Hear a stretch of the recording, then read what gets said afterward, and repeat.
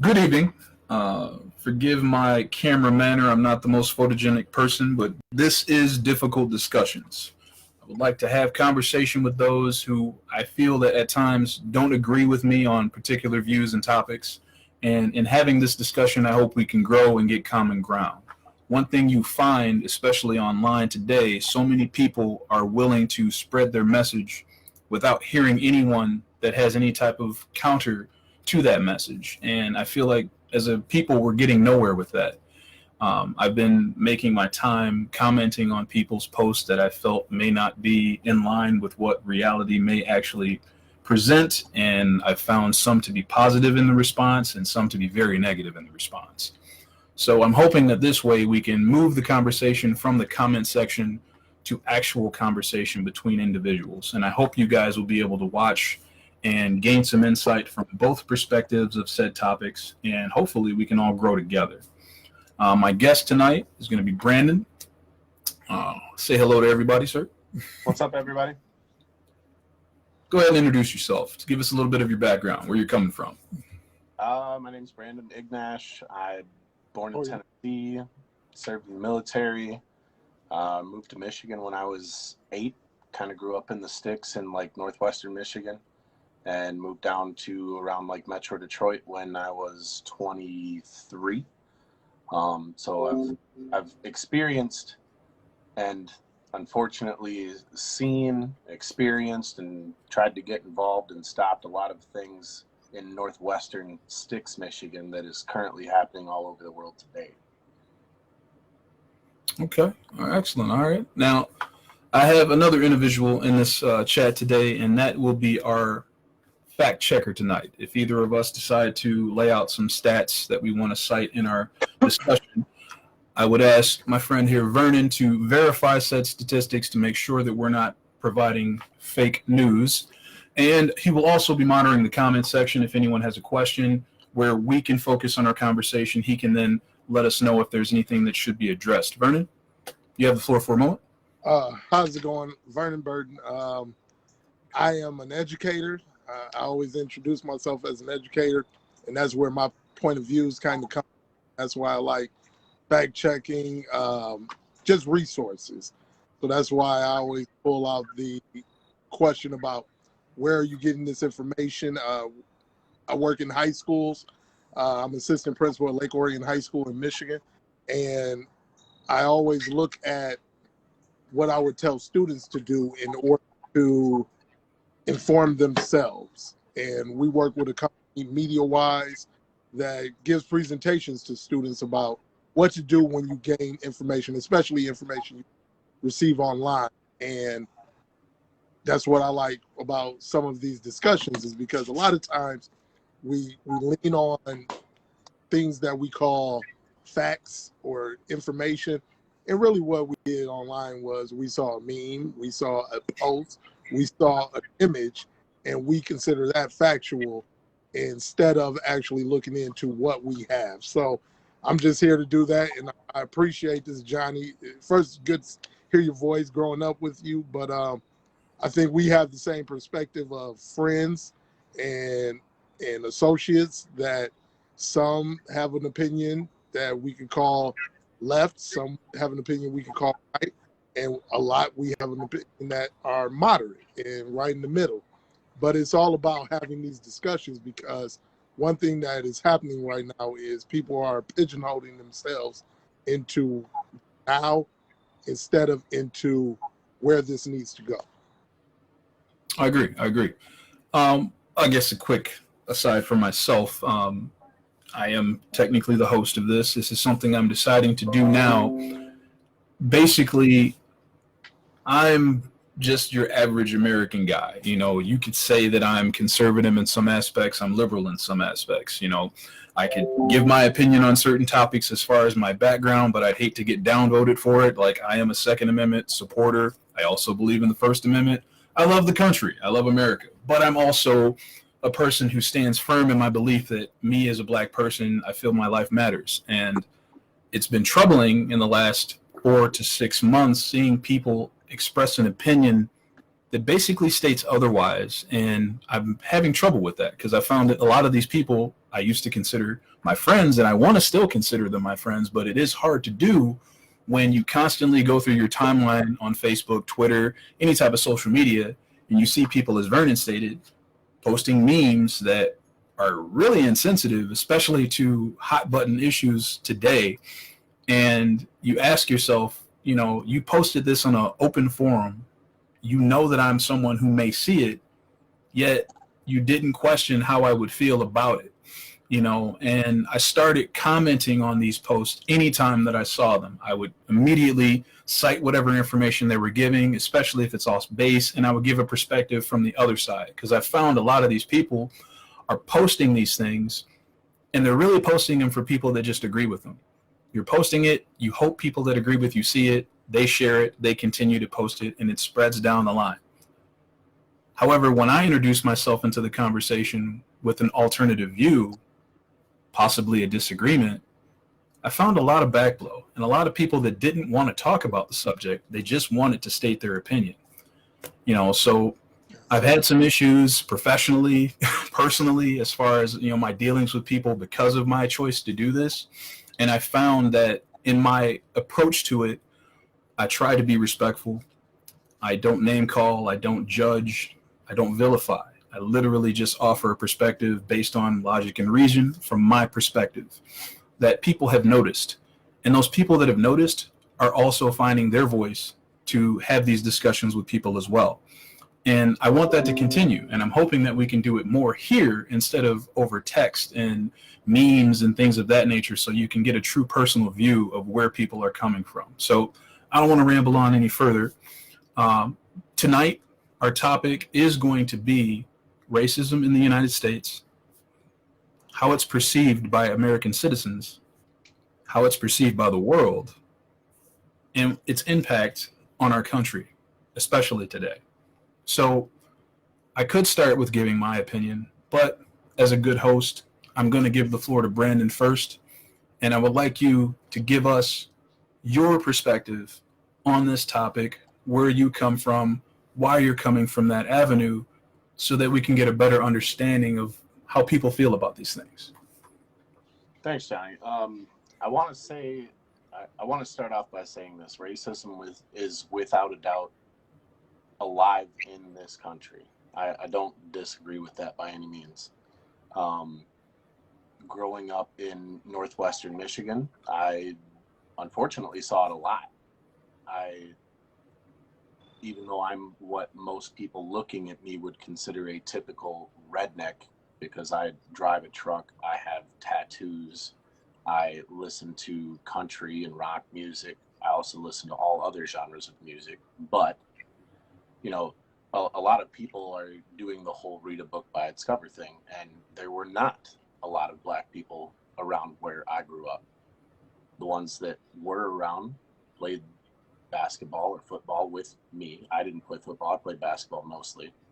And I remember growing up, I want to say countless times that I had to, you know, look at somebody and say, hey, like, that comment's really not cool. Like, I don't think you understand, like, how deep that hits certain people. I wasn't the most popular person in the world because of it. I do feel like since I was younger, when I was growing up compared to now, I do feel like racism has decreased.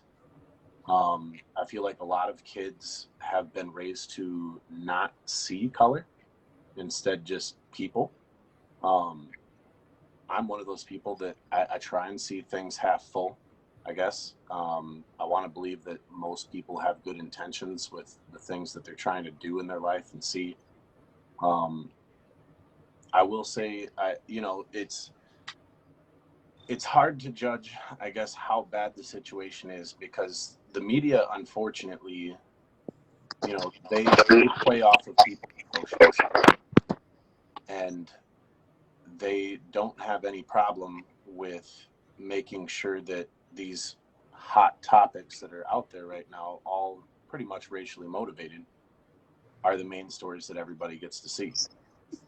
I feel like there's a lot of normal people out there like myself and yourself that aren't far left or aren't far right, that nobody ever really gets to hear. Racism, yeah, it's terrible, without a doubt. I don't feel like it's to the extent that the people in the United States think that it's at, because, again, a lot of people see what's on the news. The news is constantly going to show whatever the most racist act currently is the newest story. I personally don't accept racism. I'm not cool with people like going around blasting out racist jokes or, anything like that. It does happen, yes. I feel like in the States, though, as far as like actual racism, you're talking about a very small percentage of the country that is openly racist.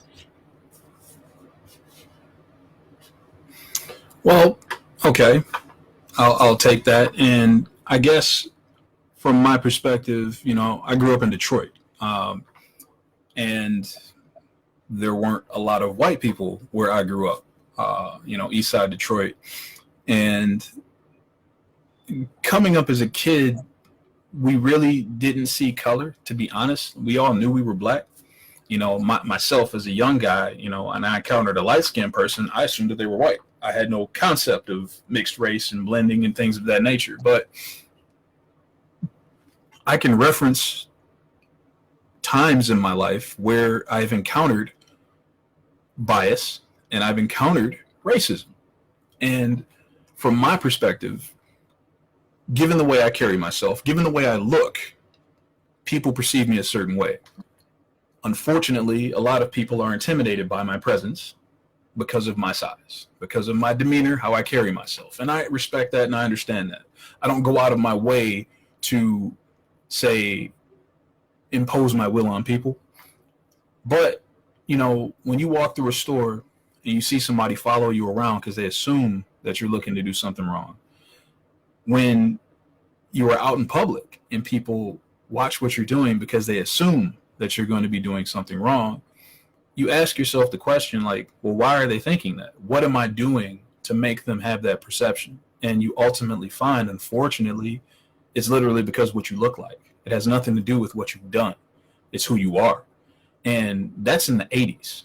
And from my perspective, unfortunately, I feel like that has increased because I can count on one hand the times that I've been accosted by an individual that was not law enforcement who felt the need to obstruct me in what I'm doing based on my background of who I am, my skin color. Today, you have a situation where people are so emboldened by the particular message that's being portrayed today that they feel that it's more okay to do these things. And, to your point with the media, I feel like at the end of the day, they're a machine that is bred on sensationalism. They will push to the forefront what they assume people want to see to get viewers. And unfortunately, after Mr. Floyd passed away, a lot of people want to see this because they never had to sit and watch it before. You'd hear about it. You'd hear a story about it. It would show camera footage that was obscured weeks after it happened, and we talk about it and it dies down.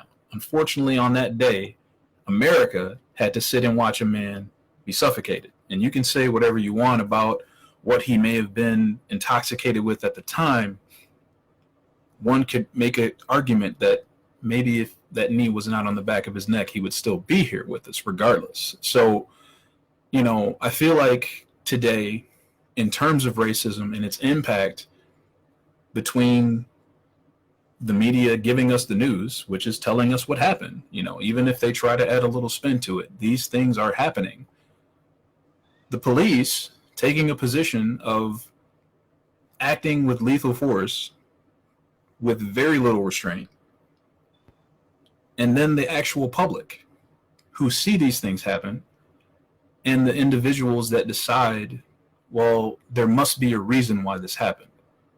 Let me find that reason and let me tell you that reason, because this must be why this person is now no longer with us, be it their criminal background, be it the crime they were accused of committing at the time, be it their intention, which no one can honestly know because the person is dead now.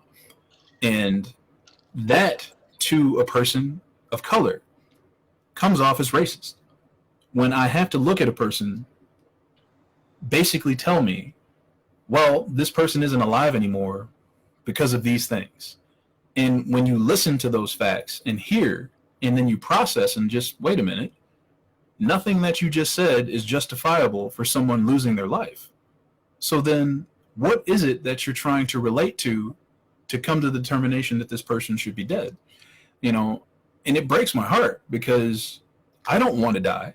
I certainly don't want to be encountered by an officer that has bias based on what social media perpetuates to be a fact based on memes and things of that nature and horribly spun videos, and that be the guy that decides that I'm too much of a problem to exist.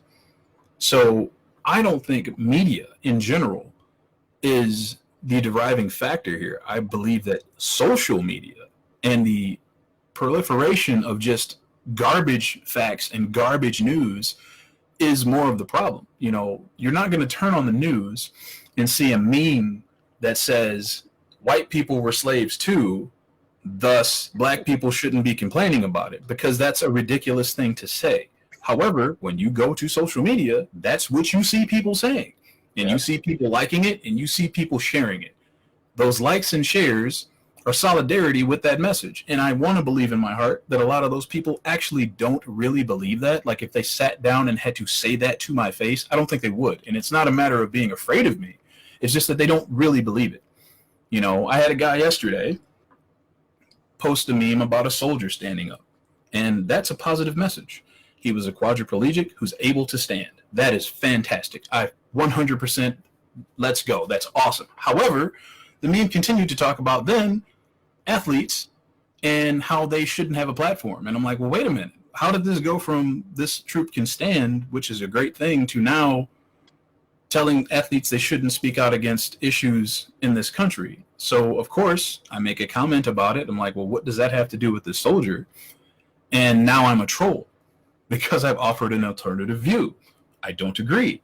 You know, take, for instance, Brandon, you have a player that decides to kneel on the field during the national anthem to bring attention to himself. Why is he bringing attention to himself? Because he wants to speak out on issues of police brutality in the United States of America.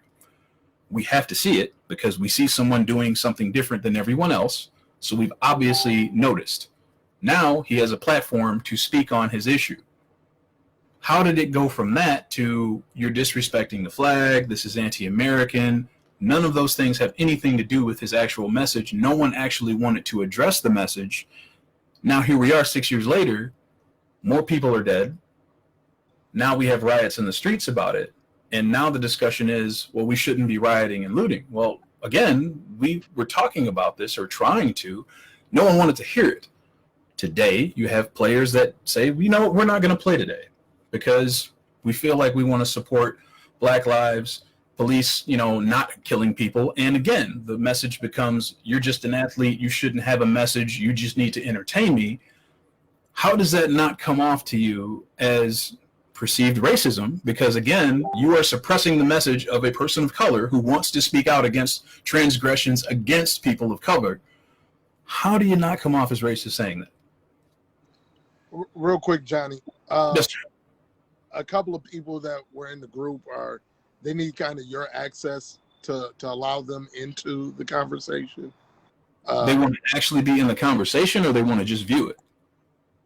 They want to be in it, I think. I was going to say, I think there's actually a few people that have said that they can't actually like view the live video. Yeah. Really? I don't know if it's because you Yeah. locked it. When you locked it, maybe it locked people from being able to watch it. I have it set to public, and my profile is public. People can watch it, but Doc, that's in our group chat, is trying to get wants to participate. Okay. See, now my thing with that is that I feel like if we became like a round table about it, Gotcha. the discussion may get too spread out. You know, so what I'd like to do for this is have more one-on-one conversation week to week, so where, you know, people can discuss a topic, you know? Gotcha. Now, can I jump in too? Of course. Yeah, absolutely. So, Brandon, the one thing I say, and like I always opened with, from an educator's standpoint, And I do this. I'm an assistant principal. I'm not even just a teacher. Right. But when I'm looking at things like social media, the one thing I'm going to take myself back about 4 or 5 years, 6 years, to the influx in our world of bullying. Bullying became a major issue in schools with school shootings, things like that, and awareness. Mental health has become a major issue within schools.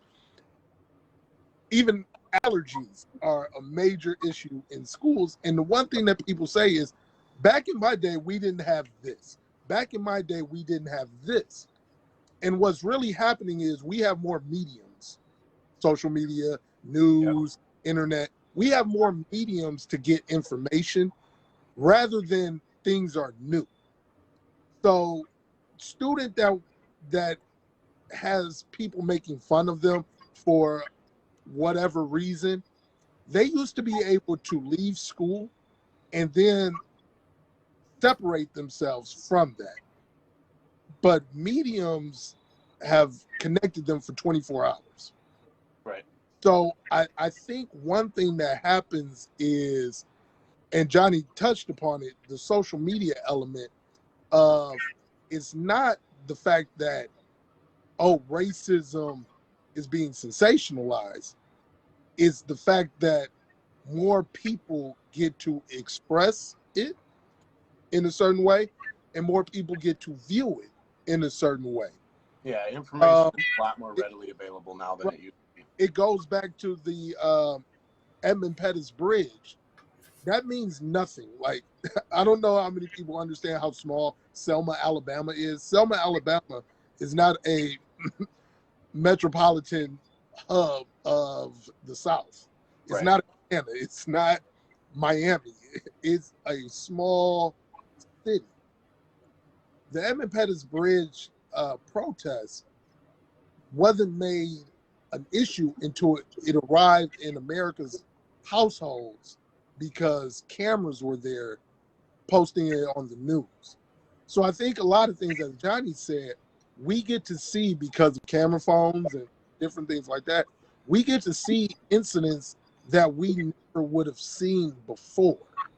And we, on both sides, get to view it and draw an opinion of it right away. What Johnny is also talking about is how quick it is, and this is where I'm looking at racism now. Racism, as you expressed, we look at it in the way of negative verbal statements. We look at it as feelings, and we look at it as actions. We look at it as a lot of verbs. Right. And racism now comes with, what are our intentions behind even getting information? So when Jacob Blake is shot 7 times in the back, it wasn't people that said, oh, well, look at that. No, it was individuals that hunted to find the rationale for why he got shot so that they could disprove the argument of white officer, black cop. It's no different than people using Hennett as a weapon against George Floyd. Oh yeah, Cannon or whatever. It's not related at all. When people use officers dying in the line of duty as a weapon against police brutality, it has nothing. That's a straw man's argument. We have in America, we have a judicial, and if you truly love and believe in America, you believe in that judicial system. So you believe that if someone does wrong, that first off, they have their rights, that America as an entity aren't going to violate it. And they will see their day in court. They will get an opportunity to not be railroaded by the state, by the Commonwealth, by the United States government. And then a jury of their peers will determine what has happened. The question from my end comes to, how come, no matter how bad someone is, why can't the due process, the 14th Amendment, and Johnny opened up saying he's a Second Amendment enthusiast. I'm a 14th Amendment enthusiast. I'm a Fifth Amendment enthusiast. I'm a Sixth Amendment enthusiast. I am not just a Bill of Rights enthusiast. I am a Constitution enthusiast. Why can't we let that happen? And no matter where we get with these discussions, the common denominator that we always get when these things don't happen is a difference in skin complexion. And even when you opened up, I'm in a mixed household. My wife is white. My daughters are mixed. I have friends of all races and nationalities. And the one thing I say, you can't see my size or my structure on Facebook. Right. So right. if I ever ask you to describe me, the first thing you're going to do is describe my ethnicity. And Right. that's wrong. It's not about I don't see color, because we all see color. You're white, I'm black, Johnny's black, my wife's white. Like, we see Right. that. Yeah. The goal is not to judge based off color, not to draw an opinion based on color.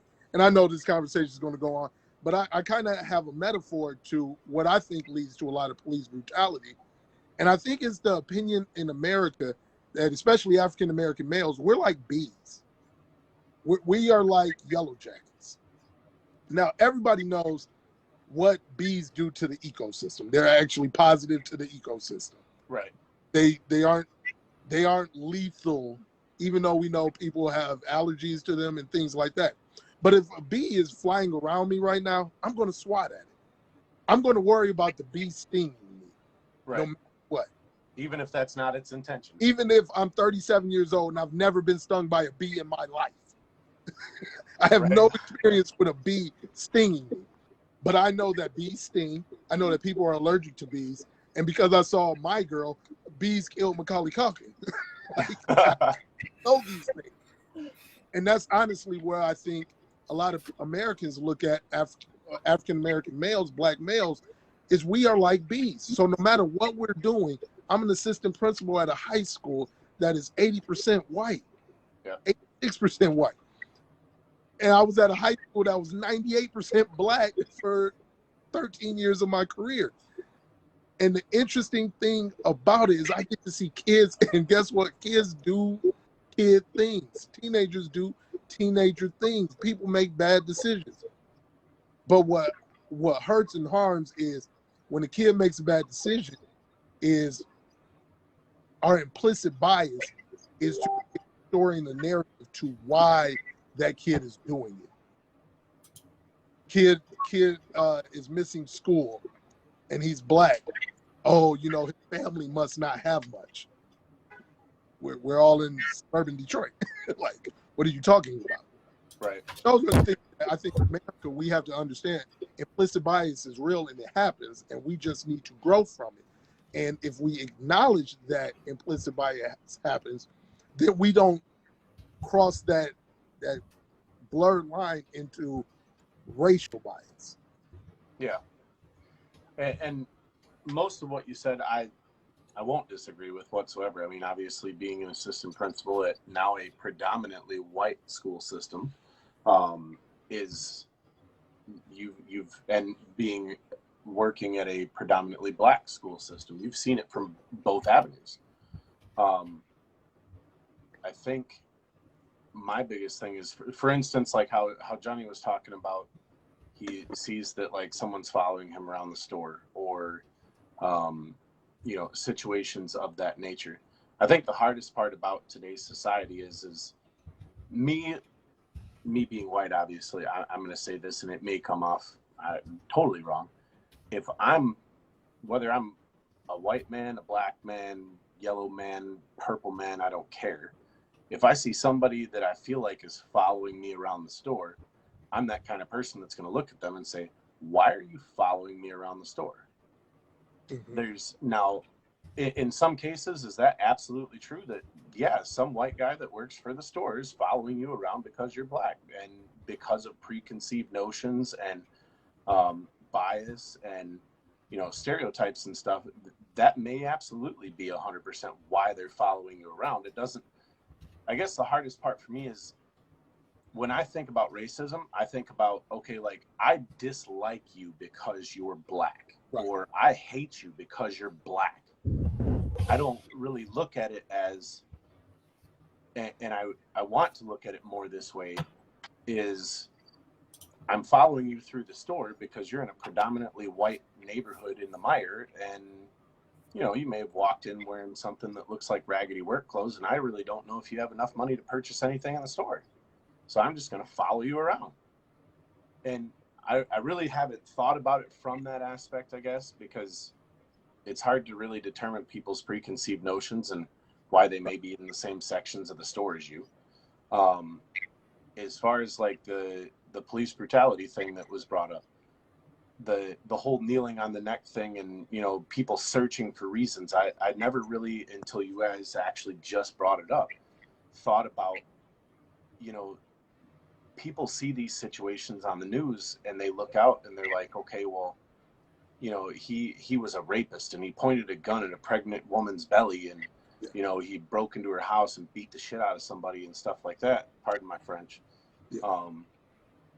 But it's, you know, I wasn't one of the people that was searching for those reasons. When the story first came out, I'm just like, okay, what happened here? Which one of these two is in the wrong? Because what happened before that video started to record, and what happened after that video recorded? Whereas there are a lot of people out there that started searching for like his criminal record and his background and stuff. And you know what? Don't get me wrong. George Floyd as a person, if you base it on his criminal record and his history, was he a good person? No, not at all. That still doesn't give that officer the right to do what he chose to do. I am an absolute believer in a true criminal justice system.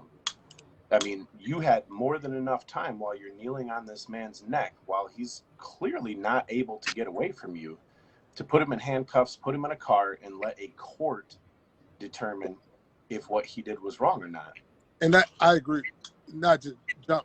And that's the piece that turned this, in my opinion, because George Floyd wasn't. He was in the car. He was pulled out of the car because he was being unruly. I've never been put in handcuffs. I've never been detained for a criminal act where I was going to jail. And I don't know how I would respond. Now, going with my physical side, I barely can put my hands behind my back right now, Right. as a free man with my shoulder.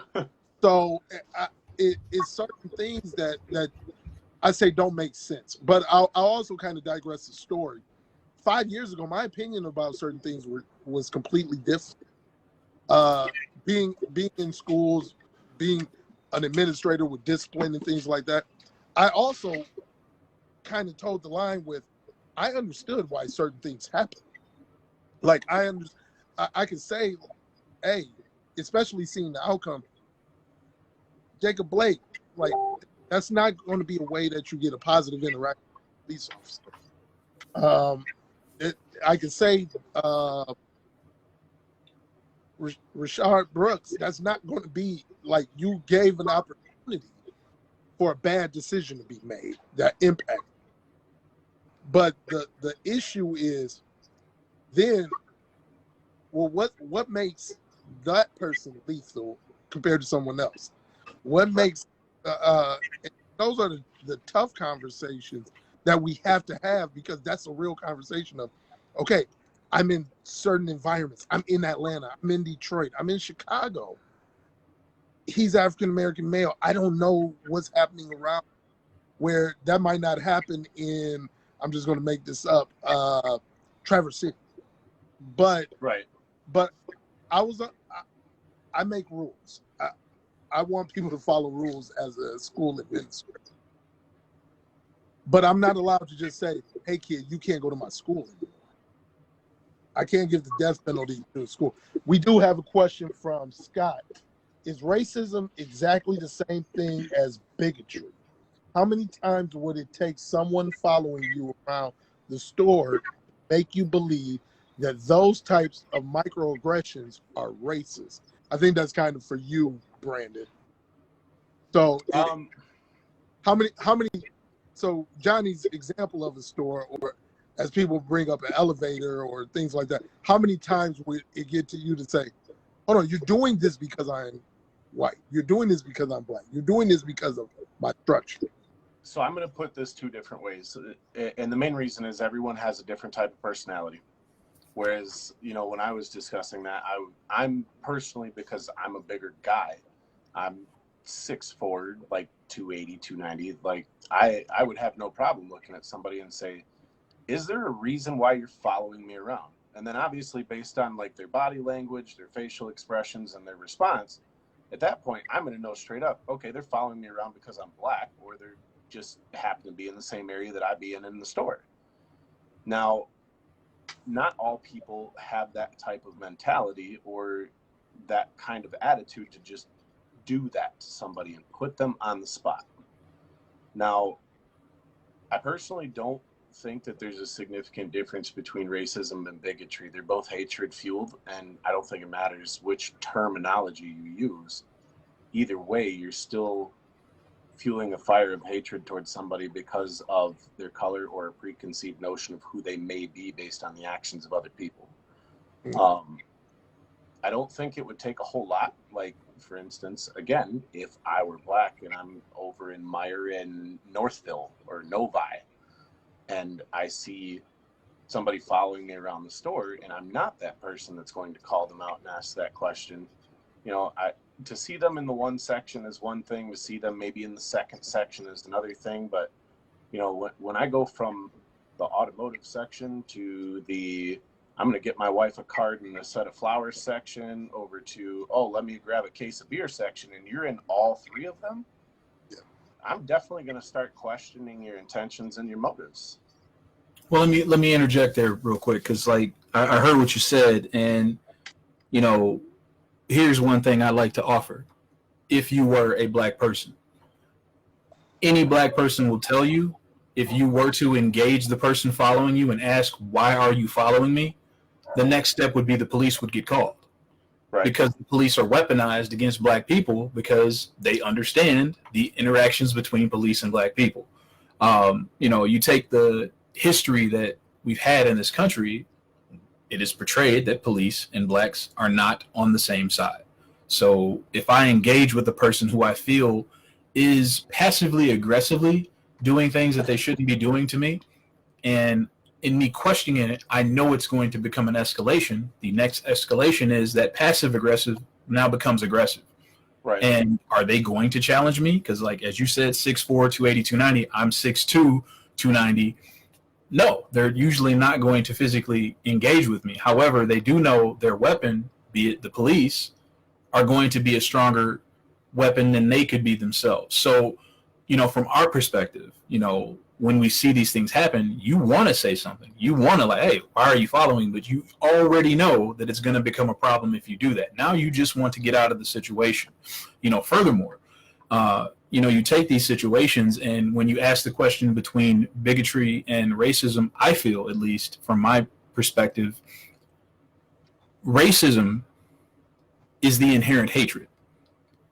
A bigot has a negative opinion.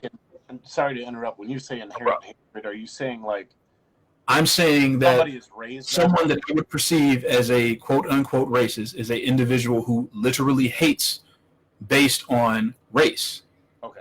Whereas a bigot can have an opinion that is rooted in race. To say Asian people aren't good drivers.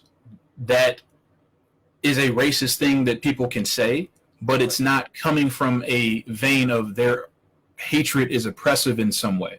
Like, unless that person worked at the DMV and said, I'm not going to give you a driver's license because you're Asian and I believe that Asians don't drive well.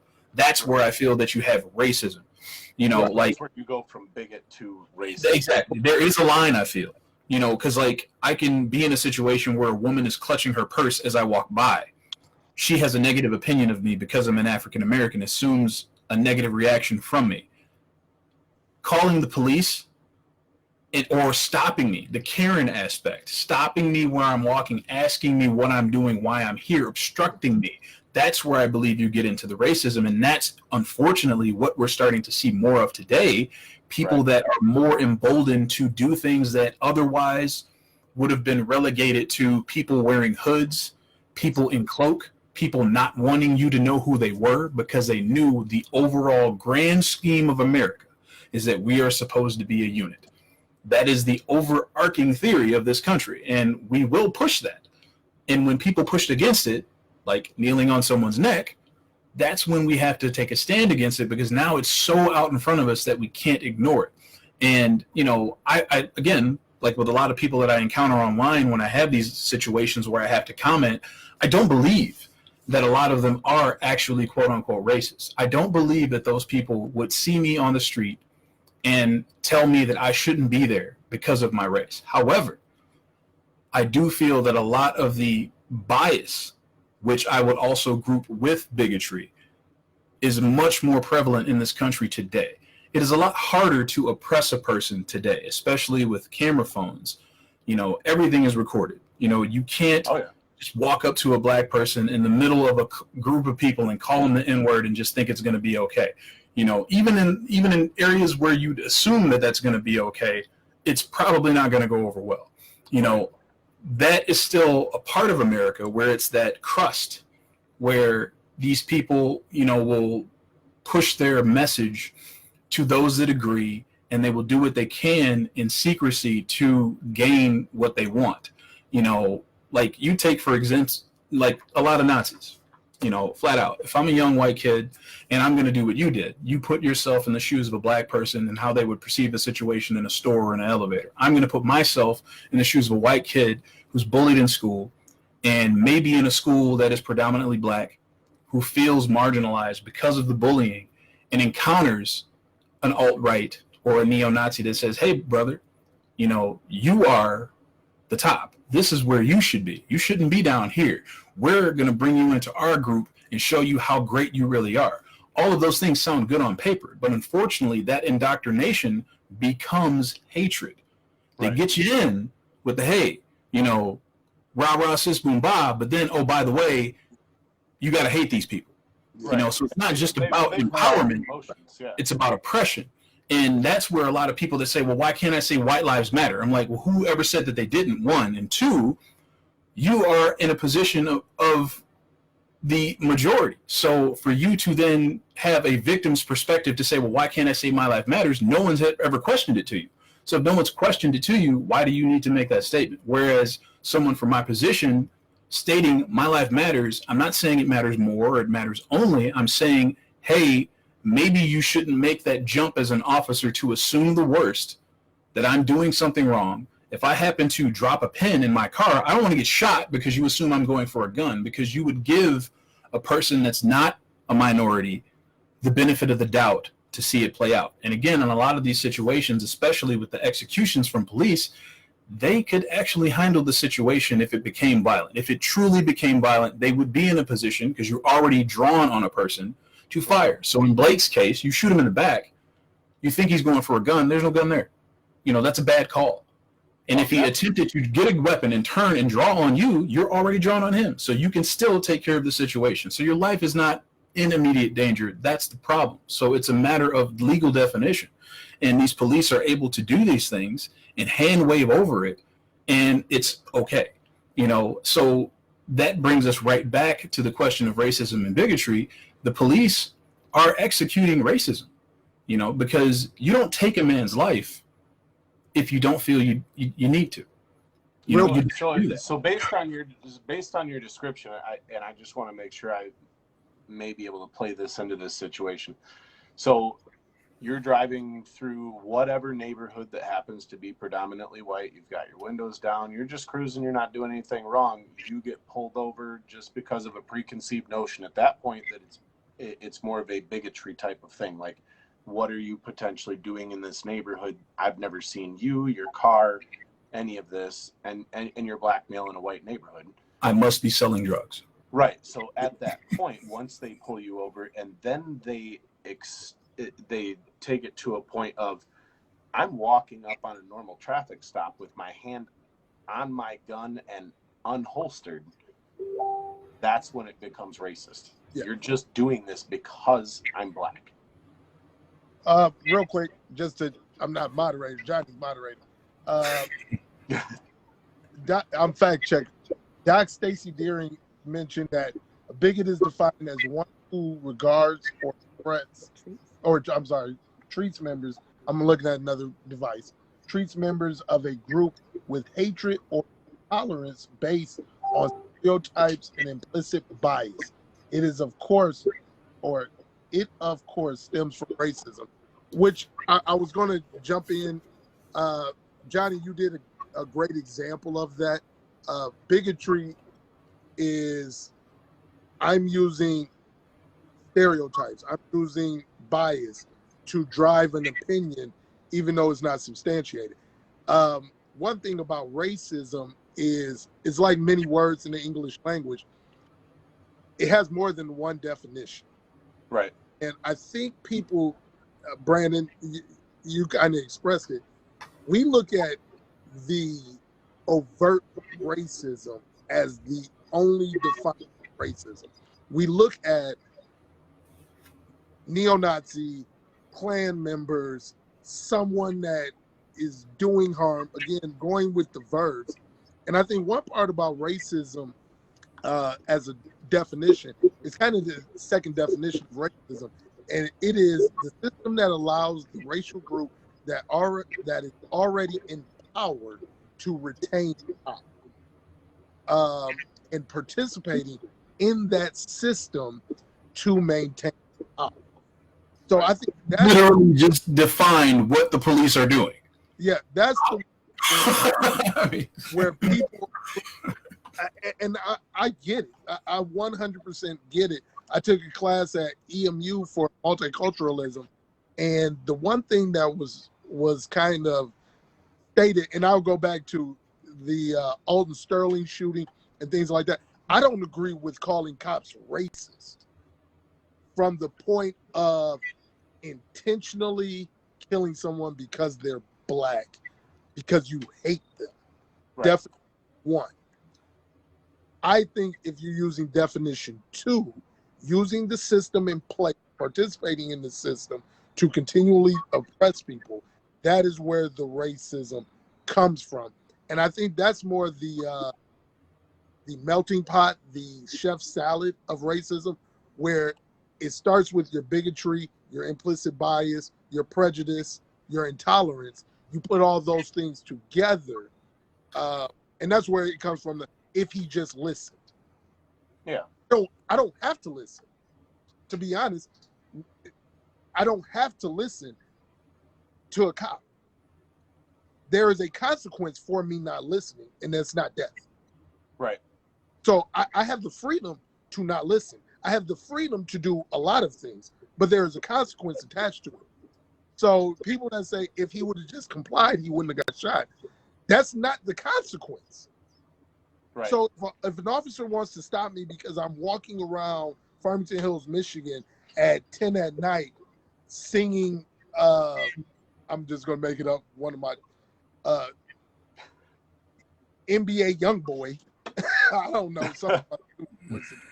If I'm just yelling that in the middle of a parking lot after hours and someone calls the cops on me and the cops come to question me, I don't have to talk to them.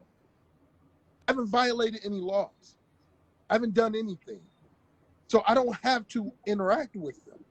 But if I choose to do X, Y, and Z, there is a consequence for that. And if I choose that consequence that is documented, that's fine. I shouldn't be killed for that. Right. It should be questioned, well, what am I doing? I'm singing a song in public. That's what I'm doing. And if you want to cite me for that, cite me for it. Right. And that's where. This real quick, Brandon, because I like to get a lot more of what you have to say. Given the position that we've just discussed here, what are your thoughts on the situation with Rittenhouse? So here's a guy who essentially got into altercations and people died. Now, how that situation played out is very different than how a situation with Blake plays out.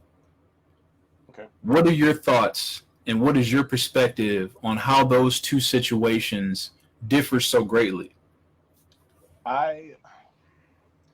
This is difficult because this is kind of one of the things you and I think more so agree on. But as far as Jacob Blake, unless they actually physically saw him holding a gun, there's absolutely no reason that they should be pulling the trigger. Their lives are not in danger, not in any kind of immediate danger of any kind. I mean, yeah, he's walking away from you. You're telling him to stop. That still doesn't give you any kind of reason to shoot. Now, if he reaches in his vehicle and turns around and has a gun pointed at you, okay, you pull the trigger. I mean, unfortunately, that's a split-second decision. His gun may not be loaded. It could be a fake gun for all we know. It doesn't matter. He pointed a gun at you. That's just like, I want to say the other day you brought up another situation where a guy punched an officer, but he had dropped his gun before he did that. So at that point, he is not armed, and they still shot him. I don't agree with that either. That he's not technically at that point armed. He should not have been shot. Now, as far as the Rittenhouse kid, because I don't know all of the laws between, what is it, Illinois and Wisconsin, right? Yeah. Okay.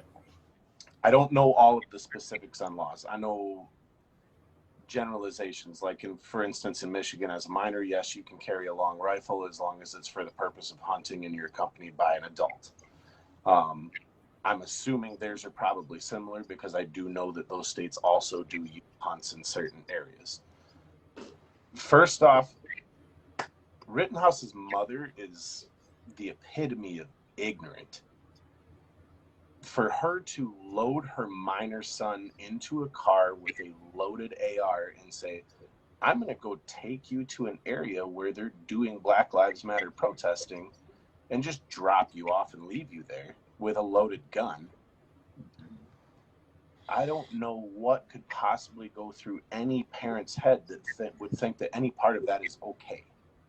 Whether he had a gun or not, I'm not dropping my minor child off at any kind of demonstration like that where there's a possibility that my minor child ends up hurt and or dead.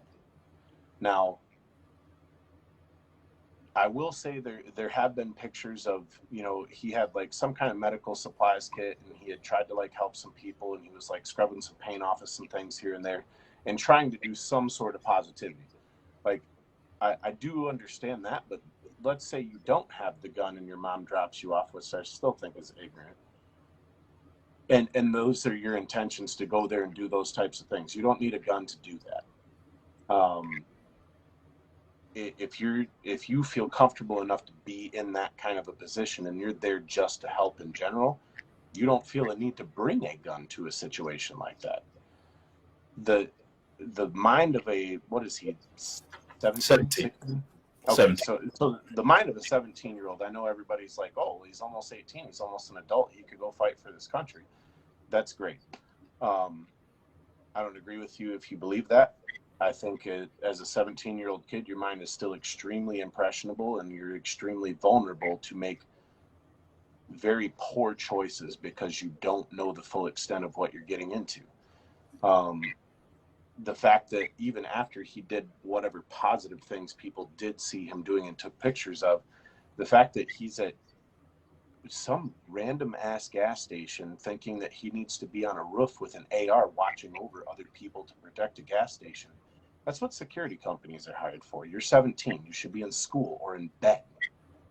I don't agree with that whole aspect. Now, I don't know.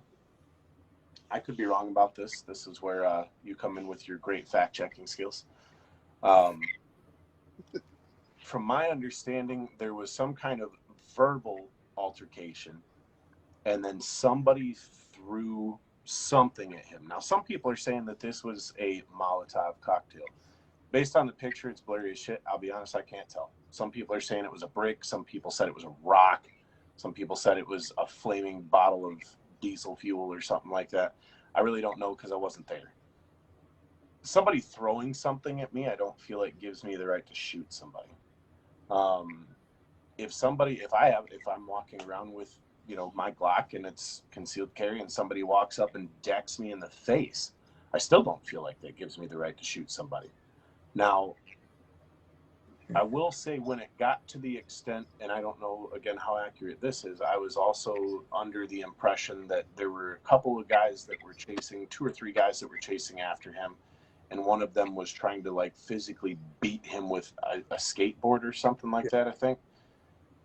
At that point, as a 17-year-old kid, a 20-year-old kid, a 30-year-old man, if I've got 3 dudes chasing after me and I'm by myself and you're beating the shit out of me with a skateboard, if I have to take your life, unfortunately, because it's 3-on-1 and you're using a weapon to beat the tar out of me, I'm probably going to pull the trigger. I'm not going to shoot you dead in the face. At least that's not what I'm going to be aiming for.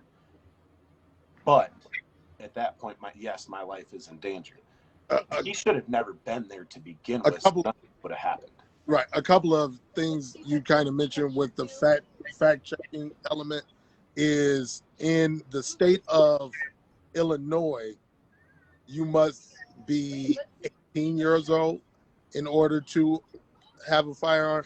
In Wisconsin, you must be 21 years old. And as you said, with like having a long gun and having a long gun to sorry, man. We just my wife's cousin just had a baby, so big family celebration. Congratulations. So, Yeah, but all of those are predicated on hunting season and being in a company or in the company of an adult, your actual guardian. It can't be I'm with, Uncle I'm Bob. with some guy that was drunk outside the liquor store that's over 18. Right. No. You have to be there. But the other piece, I think kind of what you're leading to, Brandon, is the kind of self-defense element. Looking at Wisconsin law, you have to exhaust all reasonable efforts to protect yourself. Right. And you talk about it. One reasonable effort is not putting yourself into a hostile environment. Absolutely. That's the first reasonable effort. Second reasonable effort, and I think this is just me, fact check guy on Facebook. Everybody talks about the video that came from 4 cameras, 5 cameras. Are you all still there? I can hear you, but you're frozen. I hear you. It says both your cameras are trying to reconnect. Oh, There you go. You're good. Sorry. You're back. But the elements are, we're looking at multiple camera phone images that are being edited together to tell a story. Right. That's not the story. I mean, that's not. So there was an altercation with the first victim, a verbal altercation. There is no camera footage that we have seen yet, and I think this is just my opinion. I think it's because of the actual legal proceedings of what went from verbal to physical, where the foot pursuit happened. Right. And whatever was thrown happens. So you are, without giving a picture of Wisconsin law, you are allowed to defend yourself with lethal force. Even if you're committing a crime, whatever, you're allowed to protect yourself as long as you have exhausted all options. He has to keep running from the first guy. He has to keep running. He has to, the only defense is he is against the wall. He is on the ground. Basically, what you're saying is that they don't have castle doctrine, which is what we have in Michigan, where I can defend myself anywhere I have legal right to be. I have to retreat, whereas there you have to retreat. Yeah, they have castle doctrine, but castle doctrine is specifically attached to your home or your business. Right. Okay. So you can't. Sorry. No problem. Yep. You can't use castle doctrine outside of your home or your business, and also you still have to qualify by being illegal. Especially for using a firearm, you have to be within the parameters of being able to use a firearm. Right. Well, let me take it from this perspective, Brandon. Now, given the situation, the altercation, everything that happened there, that's fine. We shouldn't. We're not lawyers. We don't need to cite law and look at it from that perspective. Where I take issue, where I have a problem, is where days before I hear a story about a black man walking away from an officer, opening a car door and getting shot in the back 7 times. This officer felt that his life was in immediate danger and needed to shoot this man. Days later, we have a situation, even if we don't have all the particulars, where a kid has a rifle and shoots 3 people. That man goes to the police with his hands up and says, I have just shot someone. Witnesses are standing by, saying to the police, he has just shot someone. The police tell him, move along. We're going to investigate a shooting. It doesn't have anything to do with you just saying you shot people in the vicinity that we just heard. You let him go. He gets to go home. He gets to go across state lines and go back home, get in his bed, until police actually come to him, hey, we got to take you in. I don't understand how you can have the perception as an officer where you see this kid, you don't consider him a threat, when people are literally telling you a shooting is just taking place and he was involved. He is telling you a shooting is just taking place and I was involved. He still has the weapon. To answer your question, you were not in danger. Yet, as a black man, I think you are going for a weapon. I need to shoot you. That is where that bias plays in to very, very dire degree. You know, so you're telling me as a black person, my skin color makes me that much more threatening, where the thought that I may be doing something wrong is enough to take my life, whereas a white individual can literally tell you they have just done something that should require investigation, and you tell them to move along. And, you know, you see the camera footage, even if it is segmented, of this kid with the police prior to the shooting, getting offered water, being thanked for his presence. That's very questionable. That's very questionable from the police's perspective, and yet we don't have any indictments on those officers. I mean, from my perspective, I would think that they were involved in this shooting, because allowing that to take place seems very lackluster in your judgment and lackluster in your duty to enforce the law, because laws were being broken at that time. Now, you know, you can, like you said, cite criminal records and things of that nature. Blake was a bad guy. Again, this man made a move you felt you needed to shoot him for, and he happens to be black. Days before that, a man, you happens to be black, gets shot because you assume he's doing something wrong. Days before that, a man who's black gets shot because you assume he's doing something wrong. Months before that, a man who's black gets knelt on until he dies. You know, we see this happen over and over again. You know, the dude with the bag on his head, naked. He's clearly in need of help. Your help cost him his life, and he happens to be black.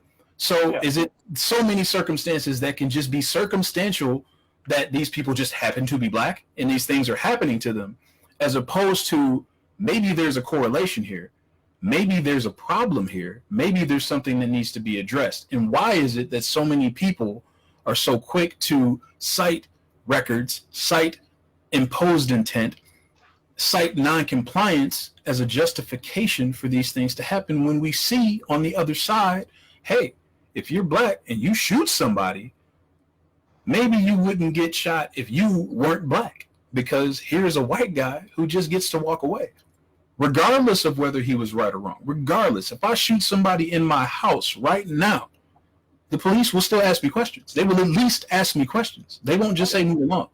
So you see these things play out, and you cite the media for their spin and things of that nature, the doctored footage, what happened, self-defense, all of these things.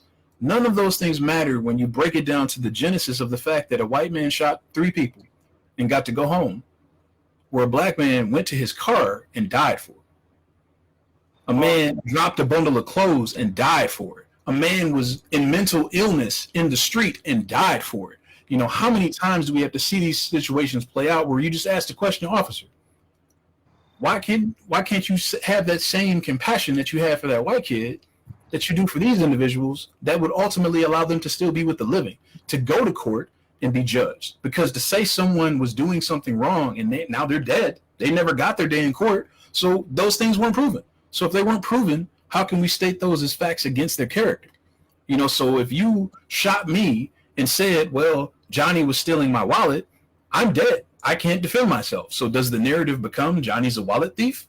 Like, I don't understand how those tools can be used to justify when these things happen, regardless of someone's character, regardless, because I'm sure there are people that know these individuals personally and they know how they were in their personal lives and they can make that judgment. We were not, but yet we're so quick to make said judgment, especially when it's in justification for death and murder, you know, and it's like, how heartless have we become as a society where you can say someone was accused of rape, thus they got killed, whatever. You know, you see all these posts people make online. Oh, I'll put a 12 gauge shotgun in a pedophile's mouth. And I'm like, well, you mean you're saying you want to be a serial killer? So I'm like, I understand that what they did was wrong, but that's what the court system is for. That's what justice is for. You are not, everyone's not the Punisher. We're not out here to just shoot people. I carry a gun every day. I carry that gun to protect myself, not to impose my will on people. You know, so I think a lot of people have lost sight of that. And I think a lot of them usually don't carry guns. So it's like, to have such a strong opinion about the use of a firearm when you don't use them, I think is odd as well, especially when that opinion is stating that me as a black man should be shot because I might do something wrong and it's okay because of his record. Well, I don't have a criminal record. You know, I've never been arrested. I don't have any points on my license. So what narrative are you going to create to justify if a cop decides to shoot me because he's jumpy? You're supposed to be the professional. I'm just a citizen. You are paid to do this. So, you know, I made the statement that I know you saw the other day. I'm like, you know, would a reasonable person assume that someone would not want to get in trouble with the police? If that's the truth, you should expect resistance. It should be a common fact that 90% of the people you encounter as an officer, if your job is to arrest them, is that they're going to resist in some way.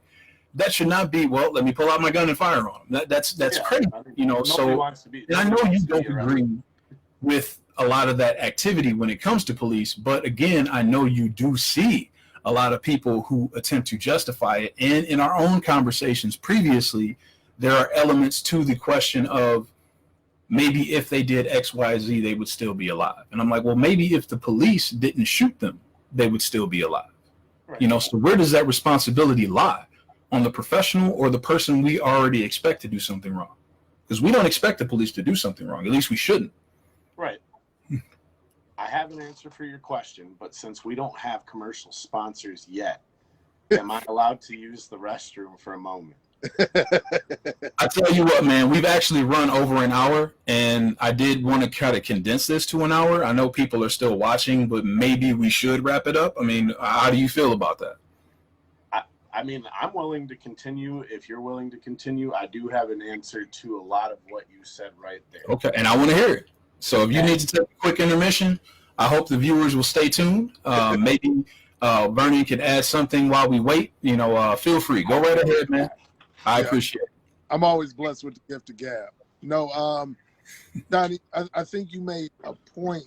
I mean, Brandon will come back, but I think it's interesting to me when I look at Facebook, and I think this is your view too, the kind of hypocrisy of two levels. And even looking at the movements now, the hypocrisy of two levels where we say defund police, or we will hear defund police, reform police, train police more, all of these things. But then in turn, someone defends police by saying that they can't do X, Y, and Z. They can't create that same level of understanding. And one of my good friends is a police officer. In schools, we have resource officers. Nobody questions a resource officer after a school shooting. People want resource officers. But people don't understand they still are working in buildings every day.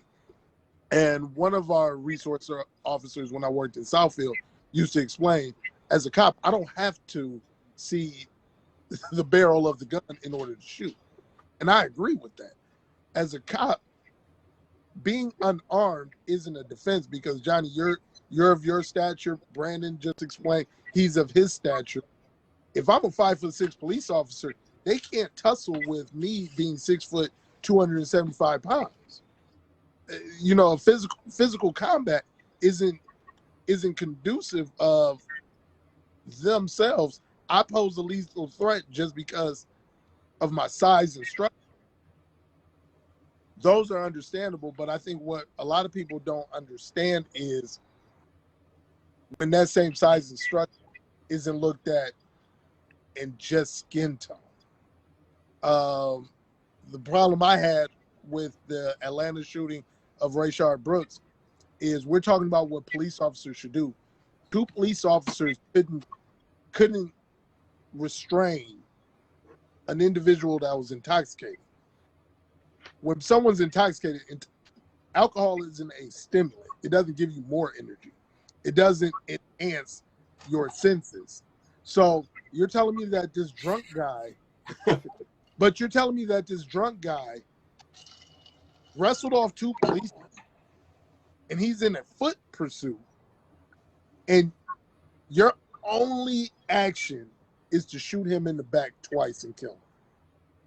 That's your only action, even though you know his name, you know his address, you know everything that you would need to detect him at any point. And the only thing you say that makes him a lethal threat is he had your service, not even your service weapon, but your taser, and tasers could be lethal towards you, even though for a police officer it's considered non-lethal force.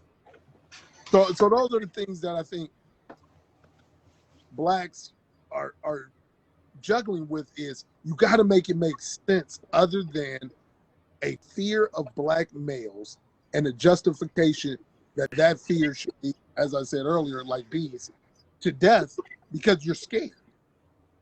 Fear isn't a reason for a death penalty. You need and perceived threat compared to imminent threat are 2 totally different things. Perceived threat is he's getting back into the car, he could leave. I'm being Miss Cleo and I'm predicting what might happen negative instead of me knowing. So if I see a gun and my weapon's already drawn and I discharge my weapon, that's one thing. If I think he has a gun or he could get a gun or maybe get a gun and I discharge my weapon, that's not good professional work. And if you're calling them good, and I think also it's so easy to look at Derek Chauvin and call him a bad cop. And I know this is probably another discussion, but I need more criteria for a good cop, because before Memorial Day, Derek Chauvin had never killed an individual in the line of duty. And if killing someone made him a bad cop, then what about the times that he just harassed someone? What about the times that he just bullied someone? What about the time that he physically harmed someone or he used excessive force when it wasn't necessary? Is he still a good cop because he hasn't killed someone yet? What about the officers in Kenosha, Wisconsin, because Jacob Blake's still alive? So, they shot him in the back 7 times and it's on camera. So those are bad cops. But what if it wasn't on camera and they said, I saw him reach for X, Y, and Z? Are they now good cops? I need some more finite opinions, and I don't agree with the whole it depends on the situation, because inconsistency doesn't equal professionalism to me.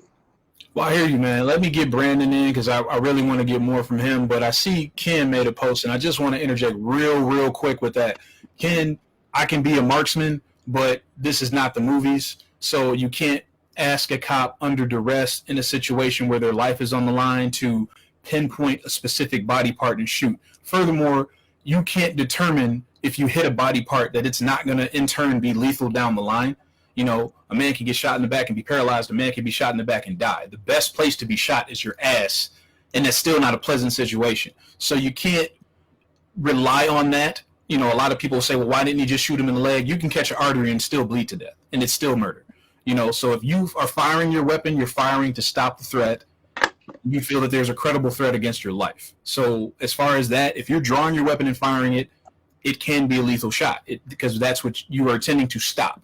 Now, in terms of, you know, the sizing and things of that nature, yes, as an unarmed, I can be shot because of my size, because I am a credible threat, because of my physical stature. Yes, I do agree with that. However, if I'm not facing you and I'm not being aggressive towards you, where is that threat prevalent? Now, I'm going to stop there. Brandon, I know you said you had an answer to my previous questions. I would love to hear them. Please share. All right. So you were definitely comparing as far as like the Blake and the Rittenhouse situations with, obviously Blake ended up getting shot and Rittenhouse walked up to the police and said, I just shot somebody. And they said, okay, go home. We'll look into it. So one of the biggest things that I learned in school a very, very long time ago is for you to compare two different situations, you have to have a lot of constants, and then you have to have one difference in a variable. And that's how you really determine what your conclusion or what your hypothesis is going to be. Now, yes, Rittenhouse is white, Jacob Blake is black. Most of the cops that were involved in both situations were white. I think the hardest part of that comparison right there is, first off, I want to make sure that everyone understands, I do not for any kind of stretch of the imagination condone what happened to Jacob Blake. I do not agree with the way that was handled whatsoever. What you touched on just a minute ago was imminent threat versus a potential threat. There was no imminent threat. I don't care who you are. You can say whatever you want, bring up his history. It wasn't there. I think the main difference being, and I'll say this because not necessarily my views, but a lot of people view it this way, is a lot of people say, okay, Jacob Blake was at that scene. The cops showed up. They wanted his information. They wanted him to stop. They wanted him to comply, and he wouldn't. And at that point, when he's reaching in his vehicle, is there a possibility that he could have reached for a weapon or a gun? Absolutely. Will we ever know that? Nope, absolutely not, because unfortunately, dead men can't tell tales. He can. He could, in that situation, he can. But in some of these other situations, obviously, they can't say anything to fight back. That's where your narrative portion came in. Now, in that situation, he doesn't have to abide by the police, but there are consequences, obviously, for that, like he was saying. For Rittenhouse to walk up and say, I just shot somebody, and be able to walk away, do I see a difference in the situation as one was not complying and one was openly walking up and saying, hey, I just shot somebody? There's a significant difference there, yes. Now, do I feel like they should have been like, hey, just go home, we'll look into it? No. Do I feel like they should have detained him on the spot, put him in a jail cell until whatever investigation and videos could have arose and figured out exactly what the situation was that happened and figure out who's to blame and what's going to happen to them? That, I think, is the main difference between those two situations, other than the white and black aspect. Were both situations absolutely wrong? Yes, absolutely. Neither one of them was handled properly. I think that there's a couple of other constants that make this situation or this comparison interesting. Is these both happened in Kenosha, Wisconsin. So this isn't it happened in Kenosha, Wisconsin, and it happened in Chicago. Right. These happened in Kenosha, Wisconsin, in the municipality of Kenosha, Wisconsin, under the jurisdiction of Kenosha PD. So that's also a constant in this. And also, I've seen the comparison of environment. Oh, the police were responding for Jacob Blake to a violent situation. It was a domestic situation. Police were in the streets when Kyle Rittenhouse shot someone because of riots, an even heightened level of severity. So those would be those variables that change. If you were to say which would is deemed the more dangerous situation for a police officer, I would think a riot is worse than a neighborhood domestic Absolutely. A visible weapon is deemed different than a perceived potential weapon, and all those things. So I think that's where the comparison actually comes from. Okay, and just to Ken, because I see the comment popping up, I'm not saying that any shot should be a kill shot. I'm saying any shot can have the potential to kill. Yeah. That's what I'm saying. So like, you don't say in a court of law, I shot him to stop him, or you know, like I shot him to hinder him. I shot him to warn him. Like, you don't say those things. You were stopping the threat. And if he happens to pass away in that, yes, it can happen, because again, you can get shot in any appendage and wind up dying from it. So that's the point I'm trying to make, is that it shouldn't be, it's okay to shoot if, and you know, you weren't trying to kill him. Like, we don't want to create that type of scenario, because that's still just as bad. We're saying that you need to understand before you pull the trigger whether or not you should be doing so. Yeah. And I feel like in these situations, and you know, we talk about Blake and the situation where he, you know, had a warrant and things of that nature, which is understandable. Like, yes, I do agree that he should have gone to jail for those things, but I also agree that Rittenhouse should have gone to jail. And granted, he did, but it was after a long time, and that's kind of odd, you know. So you look at that situation, let's carry it to another. Like, you take, for instance, Floyd should have gone to jail. Like, and would he have been found not guilty? Possibly, because we don't know that he actually broke the law with the counterfeit money and all that stuff, whatever, you know, it doesn't matter. But at the end of the day, you know, you have a situation where the aggression from the police end seems to have no limit when you're dealing with a person of color, as opposed to when you're dealing with a white person. And again, nothing is absolute. So a lot of people will make the argument, well, white people are killed by police too, and, you know, things of that nature. We of course know that happens, yes. And I am advocating that anytime this happens, that it is wrong and the police should answer for it. However, there is a disparity between these circumstances happening between white people and black people. And the people that try to dismiss that do a disservice to justice, because these people need to be held accountable for their actions. You want these criminals to be held accountable? You want them to comply and answer for their crimes? The police need to also do that. If a cop is speeding, but for no reason, no lights on, he's just speeding because he wants to speed, that is wrong. He should have to answer for that, just like I should, you know. So I understand where you're coming from in terms of, you know, Rittenhouse was not doing something that would inherently raise risk to someone's eyes because he wasn't already a suspect. Okay, well, he just told you he was a suspect. He flat out told you that. And that was not enough to at least do some due diligence as an officer. I'm not saying that Rittenhouse should have been shot by the police, but he was like, oh, you know, so how many of these situations with these people where there are people of color that are killed, could they have just been letting go?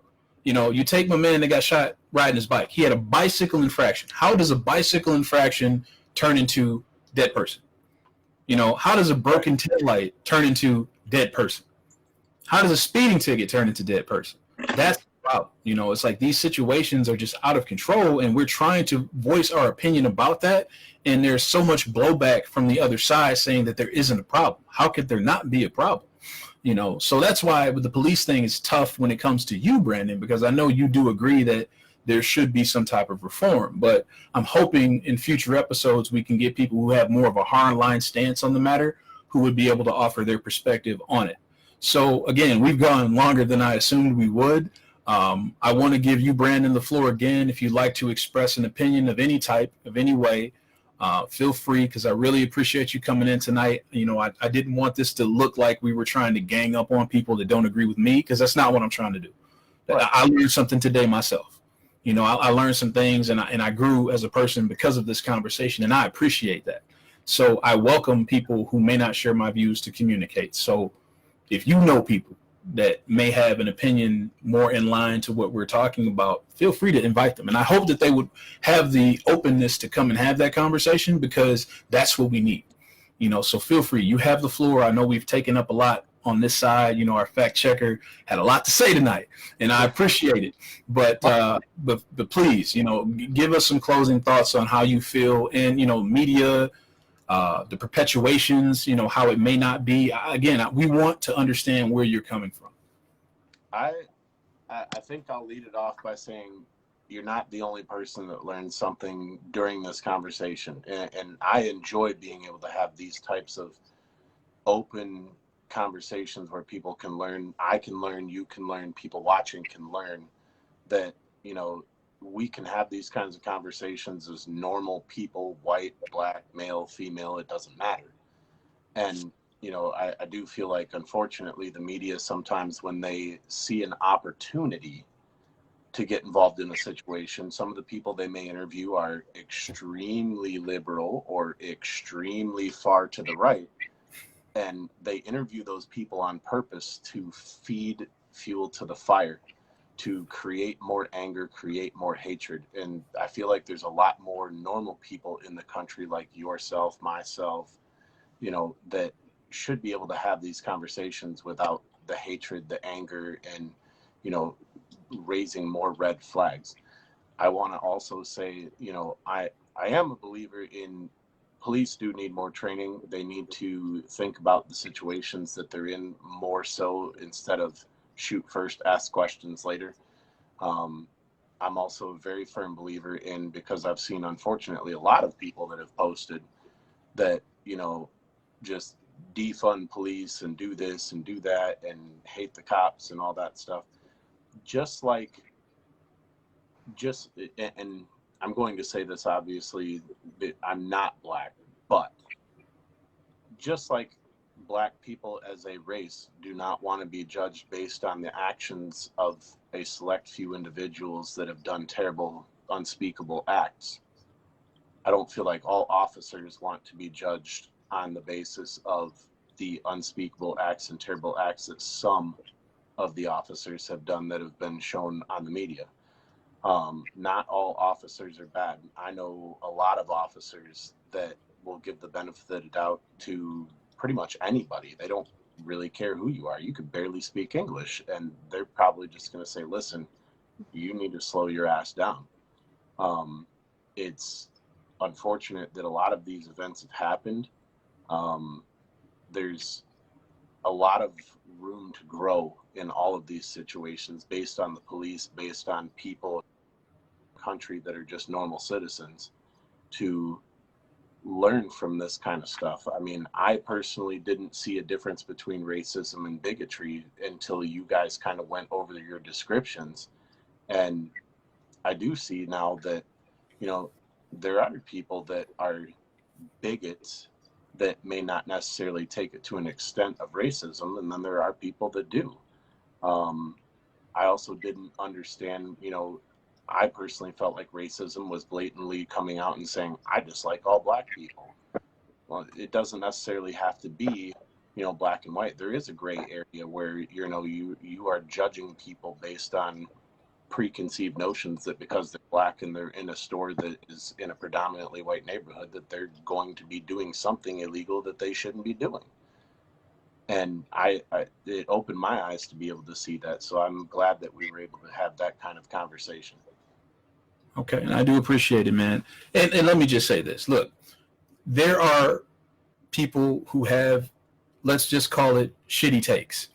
That's just what it is, you know, and that's black, white, anybody can have that, you know. So you have the extreme from one side, you know, white power and this, that, but you also have people that are like, oh, well, you know, kill whitey and, you know, kill cops and stuff like that. And, you know, you have to understand, like, when I have a conversation with someone that's taking a position, I'm not going to jump to the fact, oh, well, you must be one of those white power, you know, individuals. I understand that there is a gradient level to this situation. So it's disheartening when we have the conversation and people will say, well, you know, you want to kill cops and stuff like that. Like, I don't do that. And I've called out people on Facebook just as I do the people that say the things that may happen to be white.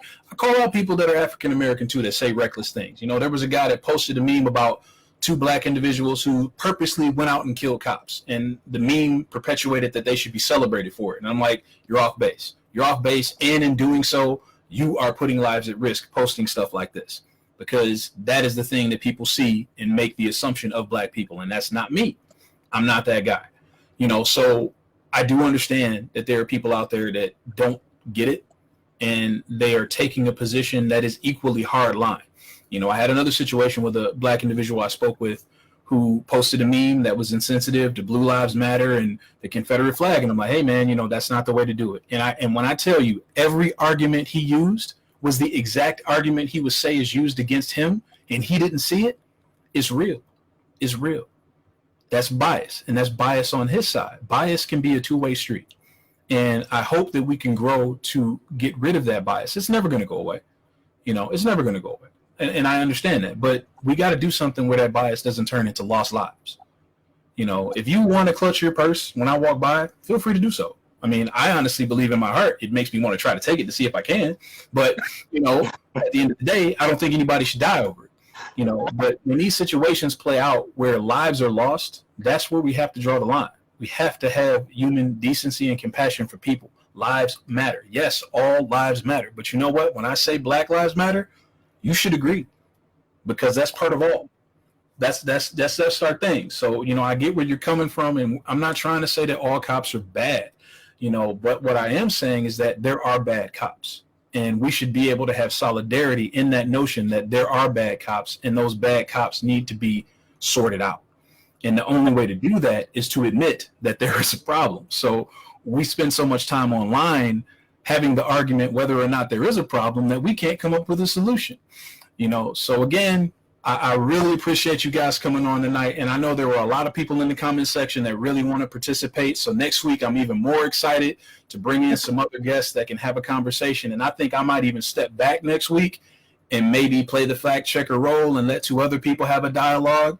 This was great. I was really nervous about how it will play out. And I really appreciate you guys for participating. And we must do more of this. Absolutely. Hey, absolutely, man. I'm on just throw a kudos to my wife, Amanda. She's next to me. She was doing a lot of the comment element. I was the actual fact checker. I'm on my, Johnny, you must not know him well enough to could fact check and not jump in this conversation you stop. wholeheartedly. We're live. No, No, but the real thing is I'm on my phone through Facebook, but I appreciate this because I got some friends. I swear I want to add them. I hope they're watching this right now because it's a big thing about the conversation. Brandon, I've only met you the first time virtually tonight, but this wasn't, honestly, Johnny, no disrespect, this wasn't a difficult conversation. Y'all basically have. This wasn't difficult when we don't resort to, and this, to all my Lake Orion people, with all due respect, to us acting as adults like teenagers involved in conflict. I say it in my job every day. Conflict is normal. Conflict is acceptable. How we move from conflict is where we need to address things. It wasn't difficult for y'all, but it's a difficult conversation for other people. Yeah. And I think this is the example of how to have this kind of a conversation that is difficult for other people. Yeah. So let me tell you, white people, I don't hate you. I love you. I love all of you. I love you too. You don't like me, but I'm telling you right now, see what this was. I am not here to attack anybody. I want your side. I want your perspective. Please take an opportunity to be with us and talk. Yeah. That's all we're going to do is talk. That's it. No name calling, no nonsense. Let's come here and be adults and talk. Please tune in next week. I will be back around 8. It may not run this long. This was the pilot. I'm going to obviously help with my production going down the line, going forward. But right now, I just wanted to get the message out. So anybody that viewed, if you have someone that you think that has a strong opinion that would like to share it, feel free to put them in contact with me. I would love to have them here. We're doing this virtually. You know, we're all COVID safe. Again, I appreciate everybody. Thank you so much for viewing tonight, and there will be more. We're going to have some more difficult discussions. Have a good night.